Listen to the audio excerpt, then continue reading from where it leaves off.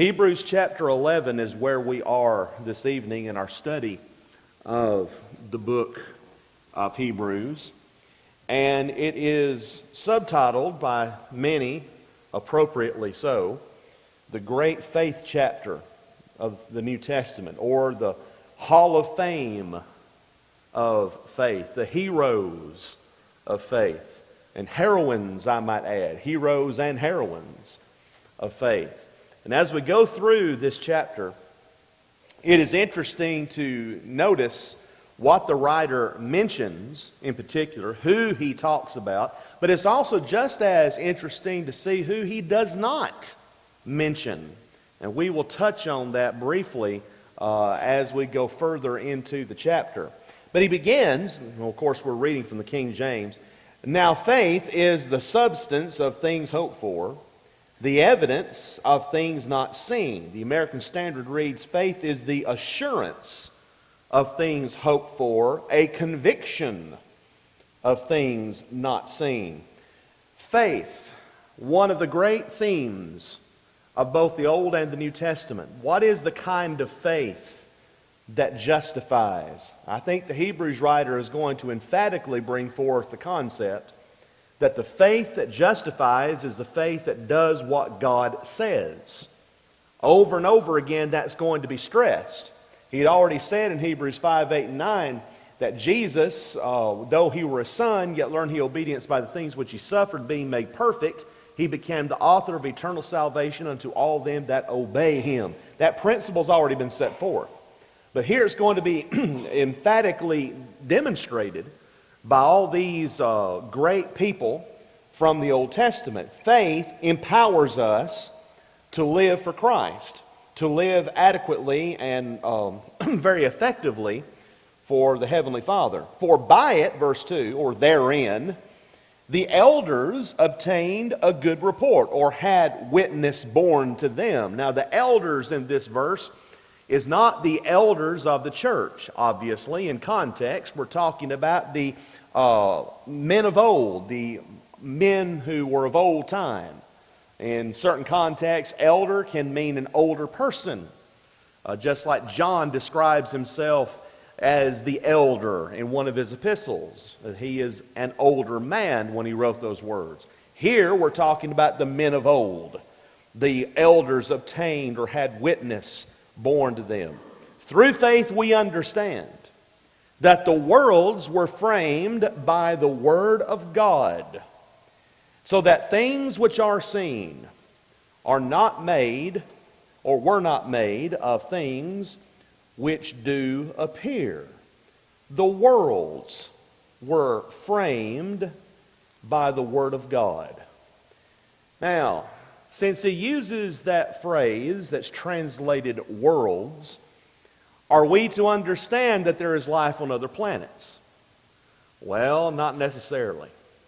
He's talking about the fact that all of the heavenly bodies, the stars and the different solar systems, everything that is in the universe was framed by the Word of God. I just saw yesterday a 360-degree panoramic picture from the probe that is now on the surface of Mars. It took pictures, a series of pictures, and they put it together, NASA did, where you can actually roll your mouse and scan around in a picturesque way the skyline or the topography of Mars where that rover is located. And it looked a lot to me like the Arizona desert. Now, if you really want to be a conspiracy theorist, you might say, well, they've got that set up out there in the west. And I've seen some pictures that look suspicious, some things that look like they're on the Mars surface. And it makes you wonder if it's just all a big hoax, but it's not. They actually have something up there. My grandmother used to say that she didn't believe we ever went to the moon. And my grandfather would always get her started. And he'd sit back and chuckle. Say, "Now, Clora, you really don't believe that." "Yes, I don't believe we went to the moon." She'd get her started. You know, she was halfway joking, but still, the fact is, we did go up there. There's plenty of evidence that we did. But in this case, he's talking about the fact that the universe, the worlds, the heavenly bodies were framed by the Word of God. Things which are seen were not made of things which do appear. That is talking about creation. God made the world, God made the universe in 6 literal days. You go to Genesis chapter 1, in the Hebrew text, it says the evening, morning, day 1, evening, morning, day 2, and so on. Those days must have been 24-hour days. Otherwise, you've got major problems for the flora and fauna and for the animal life that would be in existence. It had to have been 24-hour days. And if God is God, if He is an omnipotent, omniscient, omnipresent God, then are we to limit Him and say that He could not make the universe in 6 literal days? Well, of course He did. The Bible asserts that. And that demonstrates to me, at least, the immense power of God that is far beyond my mere mind to comprehend. How some being that powerful could make everything that we know in 6 24-hour days. That's just unbelievable to my mind. By faith, verse 4, Abel offered unto God a more excellent sacrifice than Cain, by which he obtained witness that he was righteous, God testifying of his gifts, and by it he, being dead, yet speaketh. That incident is mentioned in Genesis chapter 4. You recall the story. Cain and Abel, the first 2 sons of Adam and Eve. One was a tiller of the ground, that is Cain. One was a shepherd, as it were. He was a keeper of the field, of the flock, that is, keeper of the flock. And so there came the time where they were to offer up sacrifice. And Moses doesn't elaborate on it. He just says that Abel offered up the firstlings of his flock and the fat thereof, and that Cain offered up the best of what he had grown.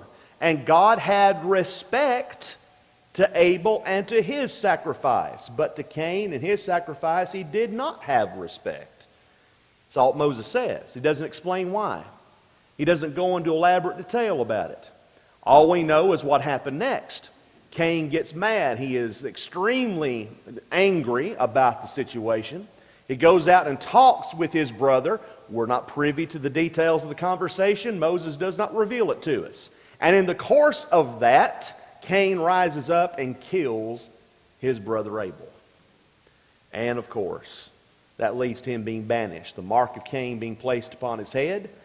So that is what we're told. And yet, the Hebrews writer gives us a little more insight. Abel offered to God a more excellent sacrifice than Cain. Notice, more excellent. Does he condemn Cain's sacrifice in this passage? No, he doesn't condemn it. Does Moses actually condemn Cain's sacrifice? No, he doesn't. He just says, God had respect unto Abel and his sacrifice, but to Cain and his sacrifice he had not respect. The late Brother Rex Turner Sr. made the case, or attempted to make the case, that God had demanded, if you want to put it that way, God had required, better term, God had required of both Cain and Abel a bloody sacrifice.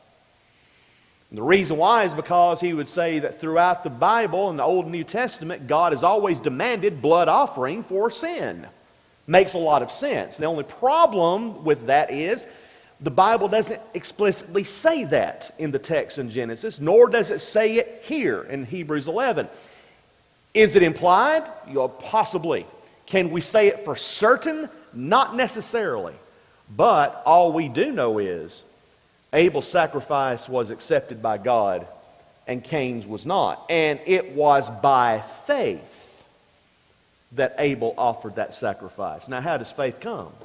Faith comes by hearing, Paul says, and hearing by the Word of God. I will go so far as to say that whatever God required of Cain and Abel, Abel offered his sacrifice based upon faith, based upon what God apparently had told them, which Moses did not record for us. And that Abel either ignored it, or Cain, that is, either ignored it or He just simply misunderstood. We're not privy to that. All we do know is that Abel offered up a more excellent. Very good point David makes. That, and I agree completely with you that Abel definitely offered a sacrifice by faith and Cain did not, because the Bible explicitly says that here, as you point out, that possibly it was the fact that Cain was to offer up the first, in other words, the first fruits, without, as you mentioned about Abel and his sacrifice, he wasn't promised a secondborn. Well, it's possibly that Cain was required to offer up the first fruits without any promise that he would have anything else grow. That's a distinct possibility. So I appreciate you making that point. We do know, as has been pointed out, that Abel offered his sacrifice to God by faith, and Cain did not. And it was because of what God had required. Even though Moses doesn't elaborate on it, and really the Hebrews writer does not elaborate on it either, still we do know it was by faith. And faith comes by hearing, and hearing by the Word of God. So through his example, he still talks to us. He being dead yet speaketh. You remember what God told Cain? The blood of your brother cries out to me from the ground. It's not literally that the blood was crying out. It's the fact that it's a witness. This blood that you've just shed of your brother crying out to me. This example that Abel has given still stands, still speaks to us today. Abel's faith, his obedience to God still speaks to us. Verse 5, another interesting passage. By faith Enoch was translated that he should not see death, and was not found, because God had translated him. For before his translation he had this testimony, that he pleased God. Now we read about this in Genesis chapter 5, verses 22 and 24. Enoch, it is said by Moses, walked with God. That indicates that it was a literal walk with God, that Enoch had a relationship with God, that they spoke with one another on a regular basis. He walked with God. He pleased God, the Hebrews writer tells us. And as Genesis 5 indicates, and as this verse says, he was translated. The only other person that was translated that he would not see death was Elijah. And Enoch here is translated that he should not see death, and was not found because God had translated him. Have you ever wondered, what in the world did God and Enoch speak about? What did they talk about? Well, that's an interesting conversation. I wish we could have been privy to some of their conversations. But it's one of those things that we won't find out until we get to the other side. My grandfather, and I keep on referencing him because he's on my mind a lot. My grandfather used to say, I've got a lot of questions I want to ask the Lord when I get over to heaven. A lot of questions. He said, I got a lot of questions I want to ask Paul. I want to ask Peter. Well, all of us have a lot of questions we want to ask. This is one of them. We can actually talk with Enoch and say, what did you speak about with the Lord when you walked with God? What was those conversations like? That would be fascinating to me to find out. But at the very least, Enoch was in such a good relationship with the Lord that God took him. That is, he did not see death, just like Elijah the prophet. And now he pauses in the midst of all of this and makes a statement that you have heard many, many times quoted from the pulpit, quoted in Bible class. You possibly have used it in Bible studies with individuals and with groups. But without faith, it is impossible to please him. For he that cometh to God must believe that he is, and that he is a rewarder of them that diligently seek him. Without faith, it is impossible. Pistis is the Greek word that is utilized, and different forms of that word are utilized throughout the New Testament. Pistuo is a verb form of it. So you have faith. Without faith, you cannot, it's impossible to please God. You first must believe that there is a God, that God is. And of course, all of us, I'm sure, I hope all of us in this room believe that God exists. Well, I don't think you would be here if you didn't. But as we know, there is a growing number of individuals in the United States that do not, or say that they do not believe in God. Well, that's the height of arrogance, it seems to me. To say, I know that God does not exist. Well, you're putting yourself in the place of the Lord. That you know all things, that you know for sure that there is no God. How do you know that there is no God? That's a definite question. The late Thomas Warren debated one of the most prominent atheists, Anthony Flew, in 1976. It's, I think, September of 76, I believe, is when he debated him. And you can access that debate online. Dr. Ralph Gilmore of Freed Hardeman is having a debate next Tuesday night, which is going to be streamed live with Dr. Rosenberg. I can't think of the Rosenberg's first name, but it's about God. Is God a moral monster? It's a one-night debate on the campus of Ohio State University. I'm not going to be able to watch the debate because I'll be teaching an online class that night. But hopefully I'll be able to see the recording of it. Having had Ralph Gilmore as a teacher, I can tell you this. I feel sorry for Rosenberg. I really feel sorry for him because Ralph is going to eat him alive. And that's not saying that in a bad way. That's just saying it for a fact. Ralph is a very accomplished preacher, debater, logician. He's going to do a great job, I'm certain. But there's a lot of atheists, more so than I can ever remember in our society. Agnostics as well. And we've got to know how to answer them, to be able to effectively answer their assertions against God.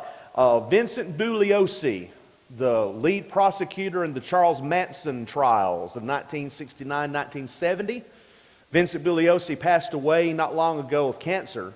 He wrote a book called Divinity of Doubt. Bugliosi claimed to be an agnostic. And I've read that book, Divinity of Doubt, in which he claims to take issue with both people that believe in God and atheists. Well, I can tell you in that book he takes more issue with those that believe in God than he does with atheists.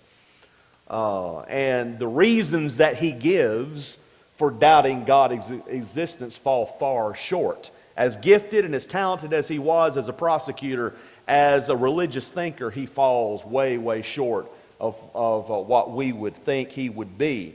But the fact is, faith has to have a belief in God first. And then that God, is a rewarder of them that diligently seek him.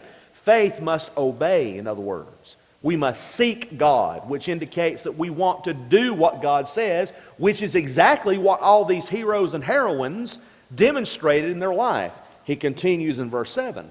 By faith Noah, being warned of God of things not seen as yet, moved with fear or godly fear, prepared an ark to the saving of his house, by the which he condemned the world and became heir of the righteousness which is by faith. Noah's conduct condemned the conduct of the people of his day. He, moved with fear, saved his house and condemned the world through his action and their inaction. He saved his wife, his sons, and their wives. And it's not as that recent movie about Noah depicted, where you have the giant rock people helping Noah fix the ark. I've never watched that movie, never intend to, but I know too much about that movie to even want to watch it. Fact is, Noah was told by God to make this ark out of gopher wood, whatever gopher wood was. We don't know for sure what gopher wood was. But whatever kind of wood it was, any other kind of wood wouldn't do. He was also told to make it according to certain dimensions. So many cubits high, so many cubits wide, so many cubits long. And if he made it according to the dimensions that were shorter or longer, that boat wouldn't be able to float. He was told to put 3 stories in it. If he had added a 4th story or taken away 1 story, he wouldn't have been obeying God. But could Noah use pitch? Yes. Could he heat the pitch? Yes. Could he make large rooms and small rooms? Yes, because God just said put rooms in it. He didn't specify the size. Could Noah use tools? Yes, he could. It was left to his judgment. Could he hire out people to help him? Yes, he could. There were certain things left to Noah's judgment and certain things that God specified that Noah could not change. Noah obeyed the Lord. Genesis 6:22 says, "Thus did Noah, according to all that God commanded him, thus so did he." He, by faith, obeyed the commands of God. And by that, he condemned the world and saved his house. Peter adds he was a preacher of righteousness. All that time that he was building the ark, he was preaching to the people. And yet, he only saved 8 people. By the world standards, that would be a failure. By God's standards, he was a very great, successful preacher. Verse 8, by faith Abraham, when he was called to go out into a place which he should after receive for an inheritance, obeyed. And he went out, not knowing whither he went. Genesis 12 talks about Abram, as he was known at that point. He was told by God to get out of your country, from your kindred, from your father's house, unto a land that I will show you. He had never seen this land, and yet he did what God had said. In fact, it indicates here that he obeyed as soon as the command was given. As soon as God said it, he was ready to go. Now, if you know your Bible history, you know that Abraham's father was an idol worshiper. Joshua tells us that. Terah was an idolater. And yet, Abram, at this point in Genesis 12, is a worshiper of the one true God. That's an interesting thing to think about. How did Abram get to that point when his father was an idolater? Interesting thing to speculate about. I've got my ideas, but I won't say it because the Bible doesn't really explicitly tell it. But still, fact is, Abram, by this point, was a worshiper of the one true God. God tells him to go. He obeyed. By faith, verse 9, he sojourned in the land of promise, as in a strange country, dwelling in tabernacles or tents with Isaac and Jacob, the heirs with him of the same promise. Now, he's talking about his descendants, of course, Isaac and then Jacob. For he looked for a city which hath foundations, whose builder and maker is God.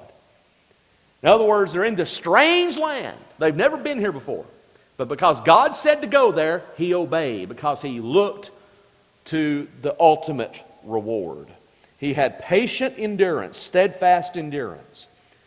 Verse 11, through faith also Sarah herself received strength to conceive seed, and was delivered of a child when she was past age, because she judged him faithful who had promised. Now remember, what was Sarah's initial reaction? Sarah laughed. She laughed within herself. How can I have a child? I'm 90 years old. And the Lord knew that she had laughed. He said, oh, I didn't laugh. Yes, you did. you know you laughed. Well, Sarah came to the realization very quickly that nothing's impossible with God. And she was more than willing to help fulfill that promise. After her initial doubts, she had the faith to do that. It wasn't really doubts. It was just, it seemed funny to her. How can a woman my age have a child? And yet, God gave her that power to be able to do that. She judged him faithful who had promised. Therefore, because of that faith that Sarah had, sprang there even of one, and him as good as dead. That's talking about Abraham. Abraham was about 100 years old now, remember? And he has a child. As good as dead. How many 90 and 100-year-old men do you know of that father a child? And yet, here's Abraham. He does. So many as the stars of the sky in multitude, and as the sand which is by the seashore innumerable. Remember, God told him, look up in the sky. Look up at the heavens. See all those stars? Your seed will be as the stars of heaven. You'll be as the sands of the seashore. That's a tremendous promise made to Abraham. These all died in faith. Again, he pauses to make this comment. Not having received the promises, But having seen them afar off, and were persuaded of them, and embraced them, and confessed that they were strangers and pilgrims on the earth. These men and women that he's describing here in Hebrews 11 looked through the eye of faith. They believed that God could work what seemed to man to be impossible. What seems to be impossible to us, God can accomplish it. Now, does that mean that God goes completely against His natural law? Does that mean that if I jump out of an airplane, well, God can work the impossible, so if I don't have a parachute, I'll be safe? No. No, if you jump out of a plane about 30,000 feet up without a parachute, guess what's going to happen? You will die. Well, that's not what we're talking about. We're talking about God accomplishing things over time that seems to not be possible. God can do that. He can accomplish great things if we have the right kind of faith. For they that say such things, verse 14, declare plainly, to make it manifest, that they seek or are seeking after a country. Literally a country of their own. They were headed for another place. This world, as we sing sometimes, was not their home. They were just a passing through. And that's the way we ought to look at it. This world is not the only thing that there is. This is not the be-all, end-all. And if it was, I'd give up. I'd throw up my hands and say, if this is all there is, I might as well just head to the house. I might as well just play on my Xbox all the rest of my days, because why even try? But this is not the be-all, end-all. This is not all that there is. There's something else. Something greater that waits for us. And truly, verse 15, if they had been mindful of that country from whence they came out, they might have had opportunity to have returned. At any time, they could have gone back to where they were. Speaking particularly of Abraham. Abraham at any time could have turned around. God wasn't forcing him to do anything against his will. It was completely up to Abraham whether or not he was going to obey God. At any time, he could have gone all the way back to where he was in Ur of the Chaldees. But he did not. But now, verse 16, they desire a better country, that is, a heavenly. Wherefore God is not ashamed to be called their God, for He hath prepared for them a city. Heaven is the object of their hope. Heaven should be the object of our hope. That's our goal, ultimately, is to go to heaven. By faith Abraham, when he was tried, tested, offered up Isaac. And he that had received, or gladly received the promises, offered up his only begotten Son, of whom it was said, that in Isaac shall thy seed be called. To me, that is one of the most dramatic and intriguing passages in the entire Old Testament. When you read those words in Genesis 22 about God telling Abraham to offer up your son, your only son Isaac, whom you love, as a burnt offering. Now, those of you who have sons know exactly what I'm fixing to say. How could you ever think about offering up your son? Have you ever thought about just offering your son up? No, not in your life. I've got two. And I wouldn't offer up either one of those. Of course, they're on their own now. They've got their own lives. But still, while they were with us, I would not have given them over to anybody. Just do with them what you will. No. How could Abraham do that? Think about it. God had said to Abraham, this son, Isaac, this is the son of the promise. You know, Abraham had tried to fulfill God's promise through other means. Ishmael, tried Ishmael. Nope, that's not it. He tried it through his handmaid. Nope, that's not it. He says, this boy, Isaac, this is the one. This is the promised son. This is the one through whom your seed will prosper. Through all the nations of the earth will be blessed. So he's born. 12 years later, God says, take your son, your only son Isaac, whom you love, and offer him up for a burnt offering. Now, to man's way of thinking, How can that be? That's perplexing. Why would he want me to kill my son? Notice what the Hebrews writer says in a divine commentary, an inspired commentary on this. Verse 19. Accounting, reasoning, reckoning, other translations say, that God was or is able to raise him up even from the dead, from whence also he received him in a figure. Now I get the picture. By faith he does this. He reasoned. He thought about this. He reckoned within himself. What is he thinking? God has said this son, Isaac, is the son of the promise. Now, God says to take this son, who is the son of the promise, and offer him up. So since God said this son is the one through whom all the families of earth will be blessed, he's now telling me to offer him up. That means God's going to raise him up from the dead. That, my friends, is faith based on the Word of God. Abraham based his faith on God's expressed will. He knows that this son is the one that is of the promise. But now since God is telling me to offer him up, that means if I go through with it, God is going to raise him up from the dead. Had anyone ever been raised from the dead up to this point? No. That, my friends, is the kind of faith that we need to have. A faith based on God's Word. You remember what takes place. He's going up to the mountain. Isaac says, "Where's the offering? Where's the lamb for the burnt offering?" Abraham says, "God will provide." He's already thinking. He's thinking, you see. He takes him up there, binds him, puts him on the altar, raises his hand to kill him, and God stops his hand. "Now I know that you truly love me." He looks over here and he sees a ram caught by its horns in the thicket. It's not like Glenn Beck's mini-series on the Bible where he got a little lamb caught in the bush. That's just not at all true. It's a ram caught by its horns in the thicket.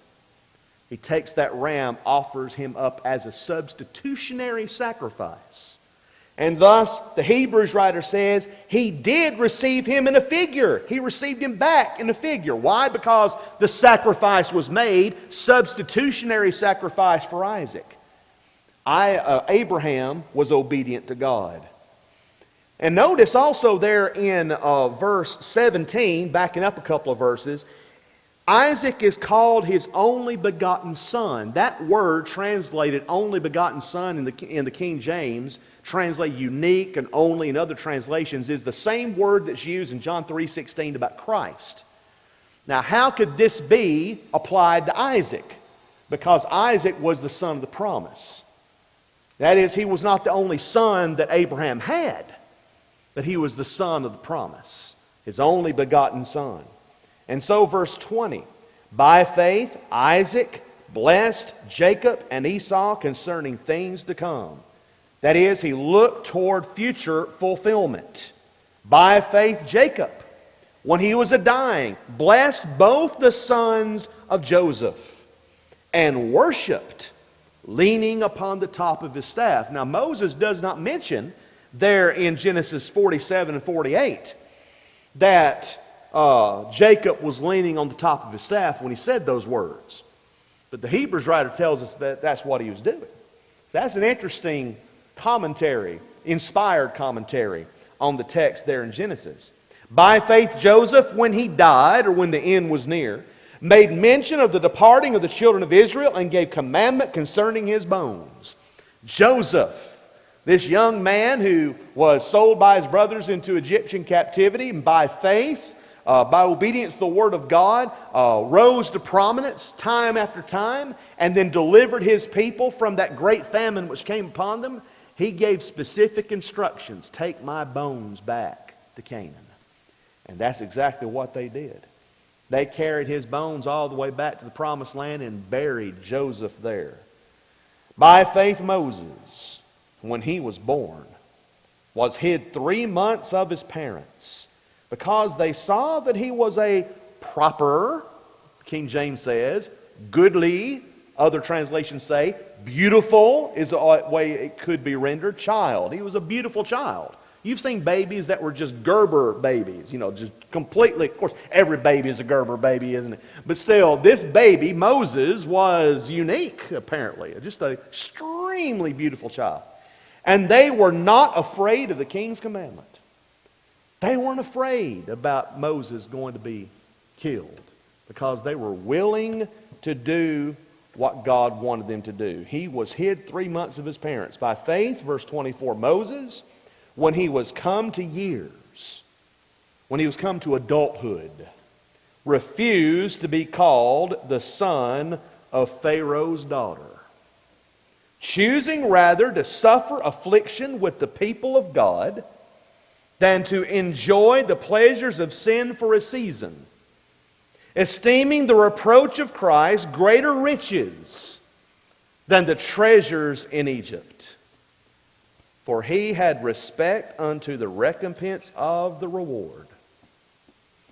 Those three verses, those three verses there are fascinating to me. Moses is one of my all-time favorite Bible characters. Just love the story of Moses for a number of reasons. And the more that I study about Moses, the more that I look at his life, the more I am convinced that he is the only person that could have led the Israelites out of Egyptian captivity. He's the only one that qualified for it. He was the only one that had all the qualifications for a true leader. Political qualifications, military qualifications, all the kinds of qualifications you would expect in someone to lead a great number of people. Moses had it. Moses had been trained to become a Pharaoh. Think about that for a moment. Moses had been trained to be an Egyptian leader. Stephen mentions that he was educated in all the wisdom of the Egyptians. That's a loaded statement to make. What did all the wisdom of the Egyptians include? I will leave that for you to ponder until next week. What did all the wisdom of the Egyptians include? And how was Moses qualified above everybody else to be the one to lead the Israelites out of Egyptian captivity? And what all did he forsake? We're told what he forsook by the Hebrews writer. He did not want to enjoy the pleasures of sin. Sin has its pleasures for a season. He did not esteem the treasures in Egypt above the reproach of Christ. What all did the treasures of Egypt offer? Have you ever seen any of the Egyptian artifacts that have circulated around? Maybe the King Tut exhibit that came around in the late 70s. The Ramses exhibit that circulated in 1987. I saw the Ramses exhibit. I saw the statue of Ramses the Great in Memphis when they had it at the pyramid. I'll tell you about it next week and tell you a lot about what I understand about Moses and how he was eminently qualified to be the great lawgiver and the deliverer of Israel. But our time